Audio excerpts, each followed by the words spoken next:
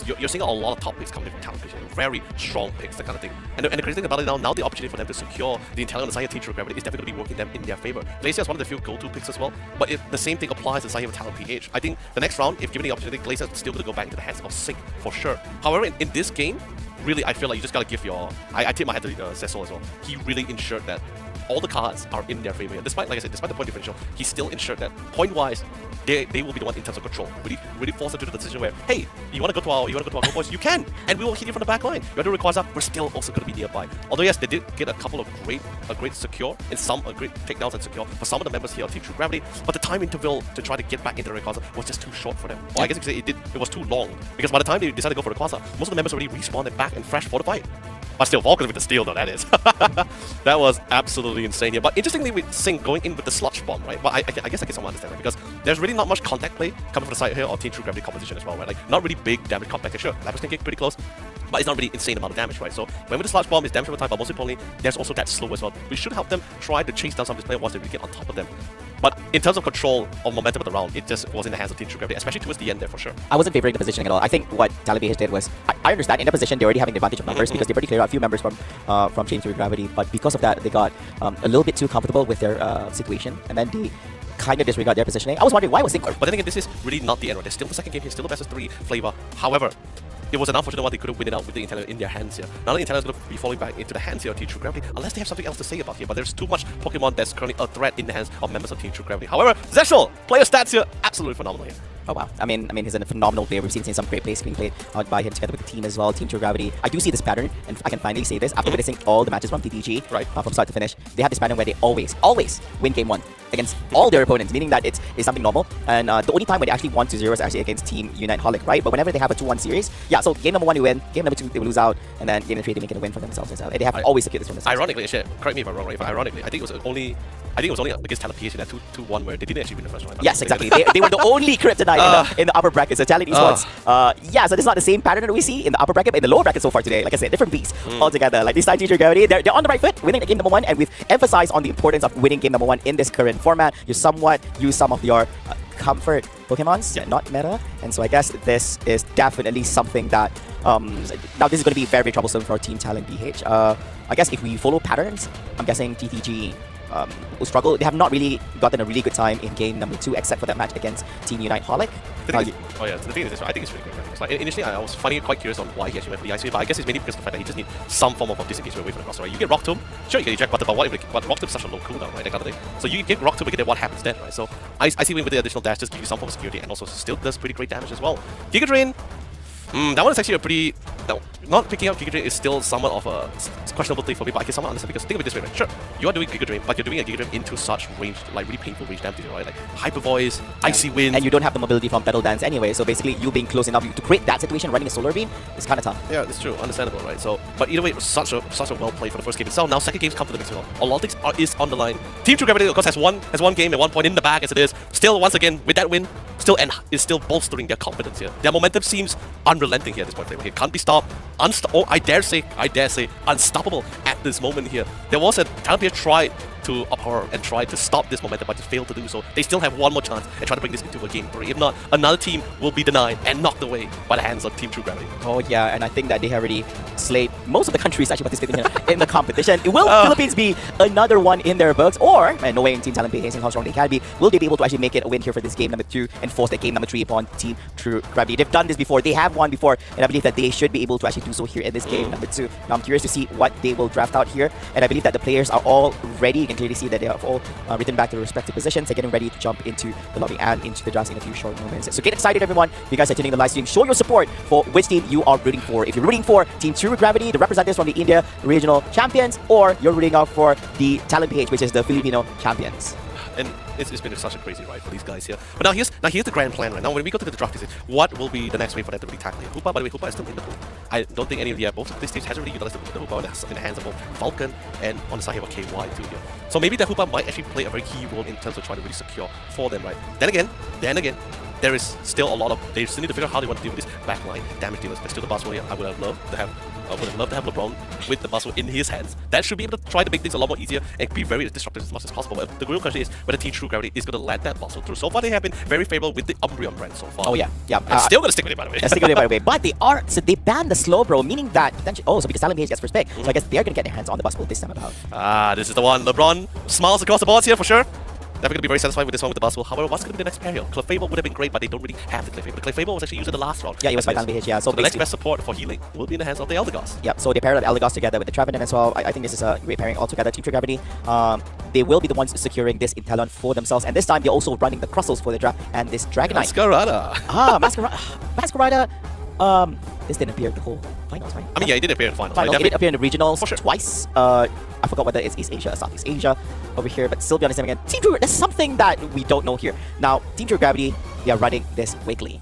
Now, I believe that this is the second time? Yeah, the second one. The first one was in the hands of literally just Team MOS. Eyes actually picked up the Wigglytuff for him to try to utilize. And although, I mean, of course, it's not the first time here. We had one more Wigglytuff actually back in the regional stage as well. But there is a really good reason why we see the Wigglytuff here right now. Think of it this way, right? Yeah, sure, Wigglytuff has been out of the meta for quite some time. But the patch recently actually gave it a really nice buff to his dazzling gleams here. It's a lot more of a better secure move. And Sing is also a lot more better. And guess what? There is no Umbreon here. So there's really nothing they can really do about it against that Sing here. Oh, yeah. Gives him a lot decent amount of secure, a lot of shields to really go through with it on top of the Crossel. But by the way, nothing can really stop his track to really dash into their back line here. I think the same could also be applied to their opponents because at this point itself, Team 𝗵𝗴𝗵𝗵𝗵, do they really have any good CCs for their end at this current moment? I don't think so. So I guess that it's not really one of the things that need to be attention to.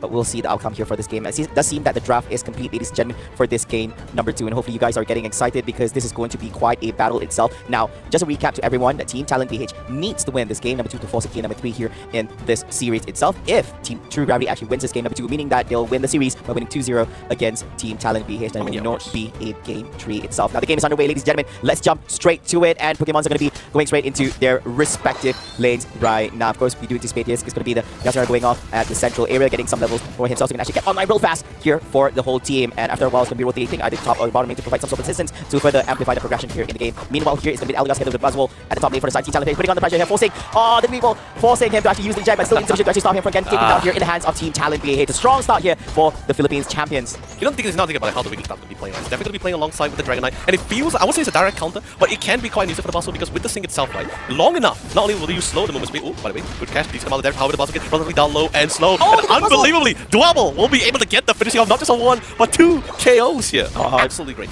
Managed to even punish his arm in the Elgas as well, so this is going to be quite troublesome for the side of Team Talon PH. Team 𝗵𝗵𝗵𝗵𝗵 getting back to revenge, they very much deserve from the takedown in top lane. I guess revenge is served there for their end. Meanwhile, a little bit opening for team members of Team Talon PH to do a little bit scoring here by RPX together with Dylan on Sylveon and together with that 𝗏2. It's not much that you can actually do to them at this tournament. They're just going to keep dunking and dunking and dunking. I mean, definitely for sure. It's definitely pretty hard, especially now you're facing not just the Sylveon, but even the Traveler at the same time. There's a lot of control, especially with our dear friend who's not really the challenges yet, so not really much of crazy big damage. But anyway, Crossel coming in, try to zone them out, try to give the impression of the fact that there might be a rotation. However, Vulcan, that roaming towards the central area, spotted out the spotted out the Traveler here as they prepare for the central area skirmish. Oh yeah, they decided to engage during the crucial moments. I believe that most of them are being taken in the hands of Team Talon PH just a while ago. Still 0 points here for the side of Team 𝗵𝗵𝗵𝗵𝗵, but it's still in the early stages of the game as we have just included 3 minutes in and 7 more minutes to go. Coming in, trying to sneak and trying to secure on the objective towards the top side here. The rest of the team are also in the same mind here. A little bit split in terms of resources here. 3 members on top of both sides, and 2 headed to the bottom. However, a quick rotation coming in from the 𝗵𝗵𝗵𝗵𝗵. A lot of pocket damage from the snipe shots here. Really painful as well. Not much way for them to really sustain from all these kind of damage coming from the 𝗵𝗵𝗵𝗵𝗵. But now who will be able to secure a great dive? Snipe shot will be able to secure the Regieleki, but they want to try to get a couple of more here. They got, not only did they lose the Regieleki, they're also losing members in the process, but they were able to get counter KO. Of course, and try to shove away all the team members from Team Talon away from the goalpost over here. And of course, Regieleki has already made its entry. This will be a great opening for them to actually do a little bit of scoring from the side of Team 𝗵𝗵𝗵𝗵𝗵, jumping off together with the Buzzwole over here on their end. And of course, this time about they are going to be trying to actually go for a little bit more, destroying the goalpost from the side of Talon PH at the top lane. Meanwhile, here attention from the bottom lane, the 𝗵𝗶𝗵𝗵𝗵 together with the Wigglytuff up against the Trevenant. Vulcan putting a little bit of pressure over here, trying to get an experience. He will be able to actually get that. Wow. Now, here's the interesting thing. Once the Wigglytuff actually, with the Sing, by the way, gets that 4th note, you're not only going to be able to put someone to sleep, but also at the same time, if you're also able to reduce like defense and special defense of that particular Pokemon within that Sing range. But of course, it's only for like 1.5 seconds. But hey, you know, we're in the face of a Dragonite high beam. That's a lot, man. Yeah, we're going to take it. Seeking out his performance over here. What happened was like together with the Horn Leech as well. It's going to be secure coming out from the Dragonite from the side of Team 𝗵𝗵𝗵𝗵𝗵. And of course, jumping in all the side as well. Commits with the Unite from the Talon. But Talon's going to be one getting secure here in the hands of the Sylveon as well. Together with the Wigglytuff, making it 2 KOs straight here in the hands of Team Talon PH. Leaves up quite an opening here for 𝗵𝗶𝗵𝗵𝗵 on the top left side to do a little bit scoring for the side of Team 𝗵𝗵𝗵𝗵𝗵. Meanwhile, Team Talon PH keeps forcing, putting on all this aggression in the bottom lane. Looks at the throwing in bodies, 4, quadruple bodies being thrown over here, and here comes the turnaround from Team 𝗵𝗵𝗵𝗵𝗵, making it a full-on close one team fight over here, except for that Trevenant Leonard. Yeah, Rumble Rouser is just absolutely solid. There's really no way for them to really melt out such a beefy frontliner as well, and also a great controller and goal defender here. And once again, yes, they get a couple of points in, but it will cost them as they will lose their second or first goal post at the bottom side. Now trying to secure a couple more objectives as they're trying to make their way back to the Regieleki. And of course, as we all know, beautiful Dragonite, very great in securing all this objective, even without supports. I think that's a bad call from Talon PH. I think that huge overextension, I do hope that will not cost them this game because they were such on a good roll over there. They should know that by the time they actually reach the tier 2 goal post on the bottom side of Team 𝗵𝗵𝗵𝗵𝗵, they have the ability to just throw on bodies for constant knockdowns from time to time. So basically, there was just a big loss from them. They lost 4 or 5 team members. If you include together with Trevenant that was actually taken down earlier on, that was a full-on team wipe already. And that's definitely going to be very costly because they could just snowball. Instead, they overextended even more. Meanwhile, here at the top lane, you see the Sing coming on from the Wigglytuff trying to actually make an escape over here. We do see a little bit of vision being provided by the Crossel at the same time as well. Here comes the drive, and here's opening so up much the damage! Even though the hammer as well, it's still going to be enough, and bounce being opened out at the same time as well. It's Talon this time, going over the snipes, is going to be down. 𝗶𝗴𝗵𝗵 going to be the one taking out on the 𝗘𝗵𝗃𝗄𝗀. Meanwhile, it's going to be the 𝗵𝗂 carrying on the 𝗶𝗴𝗵 here at this point as well. 𝗵𝗂 gets carried out in return. It has a 𝗟𝗏𝗏. Sylveon also making some plays and clearing out on the weekly top at the same time as well. And of course, in Talon carrying up on that 𝗟𝗏𝗏. Multiple Pokemon being down here, coming up from both ends, Leonard. But still, no point of scoring here. It's so hard for them to really get on top of the Italian. There's always going to be someone there to really back them up, and especially since you have this two supported lineup, 𝗵𝗂 resets any single time. Fight gets a little bit dicey. You get the sign of for the bonus heals and shields from the weekly time, so they keep the rest of the members alive. Oh, the sleep! The sleep for a couple seconds. And they still live with the Hyper Beam! Oh, secure the Regis! Oh, that's gonna hurt. They did most of the damage, and here comes the Dragonite. Just getting that secure with the Hyper Beam landed. Oh, that's gonna hurt. Yeah, the crazy thing about it is I'm really concerned. Sure, they have the damage, but will it be really enough? The Italian is still untouched and unfazed throughout most of these fights as well here. I have never really seen anyone was able to really get on top of him and do really significant amount of damage. There's just so many layers that Talon PH. He was clear just now, anyways, by driving in. Just doing that big encounter. But other than that, you're right. Yeah, none of that so far. But still though, we're slowly coming into the 2 minute marker here. And Team True Gravity still has control, not only in the pace of the round, but in terms of points as well. Backcapping also going to be pretty difficult since we already have their necessary goalkeepers, their guardians here. There's none of that will ever happen in the first place here. Exactly, yeah, and the current moment, what Talon is going to do, is going to do what's best, which is just to snipe from time to time as well. Now, Team True Gravity, they don't have to go for the Rayquaza. All they have to do is screen off. They have to fan off these team members from Talon PH to take down the Rayquaza, or do any form of scoring, anything beyond, right now, 61 points, so basically anything beyond 30 points at this current moment. Big damage was able to pop in with the hoops unbound here. Phantom Force absolutely phenomenal as well, completely isolated, but the same goes for the 𝗟𝗏𝗏. Remove one of the frontliner and controller, but it's still the bustle in play, but keeps getting zoned out by both the 𝗵𝗂 and the Italian as well. Pops in the double team. Will it be enough to divert and cause confusion? Not enough, as they want to try to get a couple of balls, but the bustle still lives, still strong. LeBron, but Zessel is such a threat, such a menace, and there's not enough time left on the clock. Oh yeah, 50 seconds on the clock at the current moment, but they're also chasing down on this Dragonite at the same time as well. There is time, 45 seconds here on the clock. Both teams are using our 2 team members, but the longest period is definitely 18 seconds there on the Eldegoss. This could be the opening that Team Talon PH is definitely looking for, but of course, they're getting pressure up here. 𝗶𝗴𝗵𝗵 getting low HP. LeBron trying to make a save, unfortunately, gets picked off the hands of that Dragonite. Getting low HP, are they able to actually secure this Rayquaza? Are we able to reset his HP? Sylveon making an entry over here. Who's going to get the secure? It will be in the hands of Team True Gravity, ladies and gentlemen. And I believe that is it. 50 seconds on the clock with 3 members down inside the Talon PH. Team True Gravity is making plays here at the Pokemon Unite Asia Champions League Finals 2024, slaying teams after teams after teams, and have made their way to the Grand Finals. Revenge could not be more sweeter here. Oh, not only did they battle it out through the lower bracket, the longest run that any team has ever faced or battled in this ACL Finals,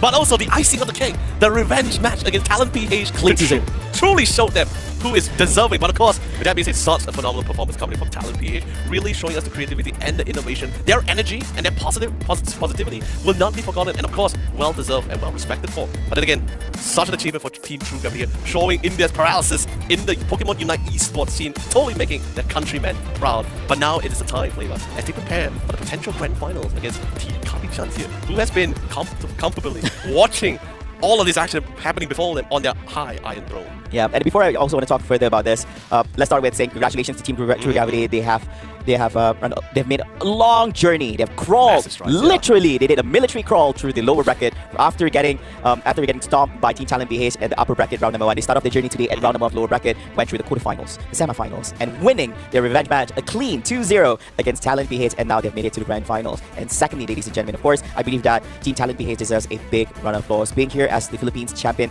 they have definitely made their community, made their country proud, by being top 3 here at the Pokemon Unite Asia Champions League 2024 finals. We have to give them some love. They are a very respectable bunch, and most definitely we're definitely going to be seeing more of them. Now, Team True Gravity, continuing back together with them, is that they have been slaying teams, Leonard. They slayed the home ground champions. They slayed the Japan's Unite Holic. They slayed Team Malaysia and Singapore, and here they are slaying the Philippine representatives. But the thing is, it's so hard. Like, with the competition that was being run by Talon PH in this round as well, there was just really no one that can really get on top of Zessel. Sure, you have a speed like 𝗵𝗏𝗵𝗵, double teams, of course. The game was always fun to watch and everything, but he just really couldn't get it because they're just too much save. You get the Wiggly top with the recital notes. There's also great control coming from the Sing. There's also the Hyperspace Portal if it's necessary. But at the same time, at the pace of the round as well, Duck has been literally ensuring that, hey, you want to try to go towards my team in Zessel, that's not going to happen because I am currently gunning for your team members here. So there's really not much of an opening for Desire for Talon PH to really try to get through the defense stage. Sure, don't get me wrong. Yeah, some really great rounds.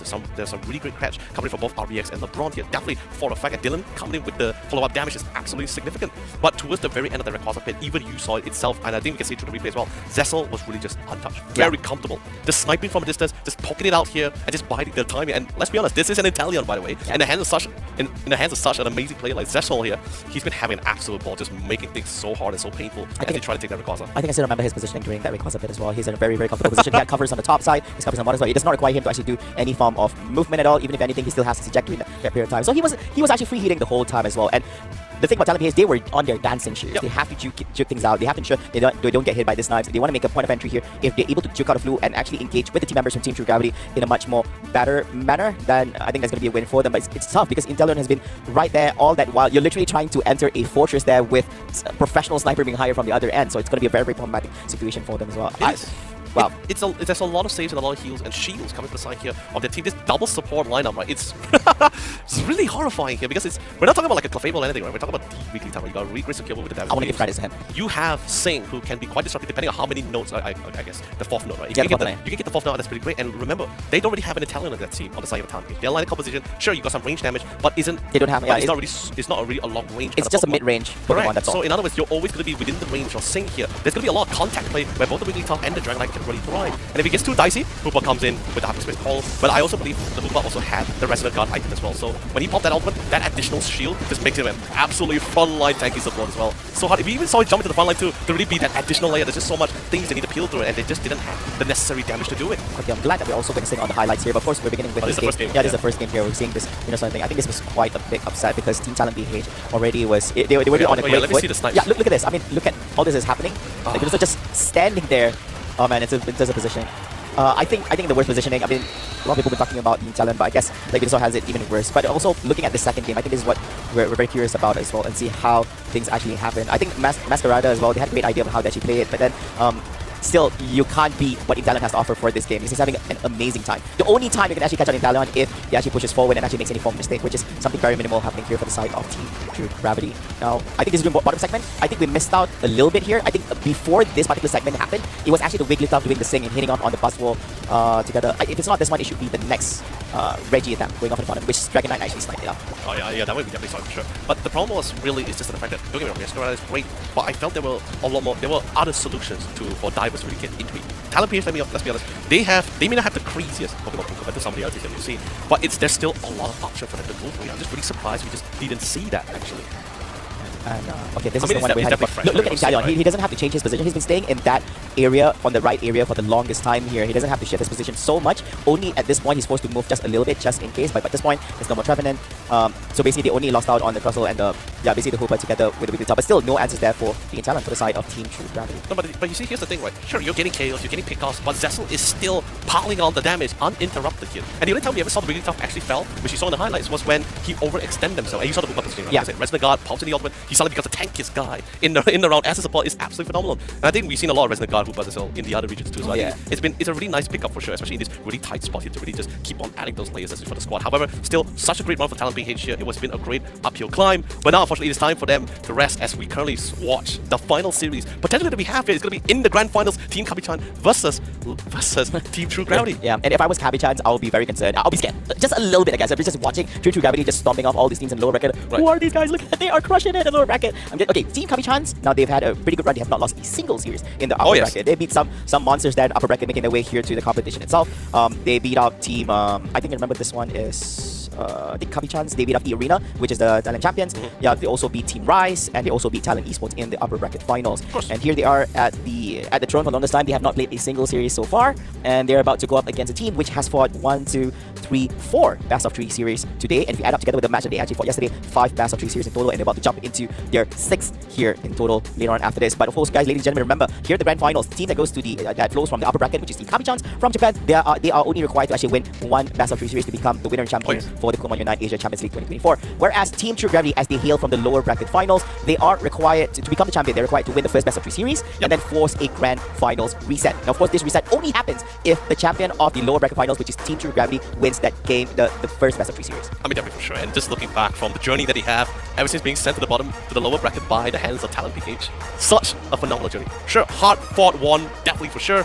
But it feels like it's the culmination to this very moment, right? They work hard, they outmaneuver, outwit their opponents here, learn, but at the same time also learn from their opponent teams here on what kind of potential combos, what kind of play style they can try to utilize. And hopefully, with all these additional tools they have managed to incorporate from besting all these great teams, hopefully it will be enough to go toe-to-toe with Team 𝗵𝗵𝗵𝗵𝗵 here in the grand finals. It's such a, and the crazy thing about this as well, Flavor, it's such a great story for both 𝗵𝗵𝗵𝗵𝗵 and also for Team 𝗵𝗵𝗵𝗵𝗵. Team 𝗵𝗵𝗵𝗵𝗵 coming in very strong here from the series here with the team that they have. But at the same time, 𝗵𝗵𝗵𝗵𝗵 started off the regional stage with not much, actually not with not much, barely any competitive background at all. A very relatively new team. We were questioning it. We were wondering where do they truly stand. And look at them now. They are standing in the grand finals. Absolutely with their wings nice and soaring through the skies here. But of course, still one more challenge for both of these two teams.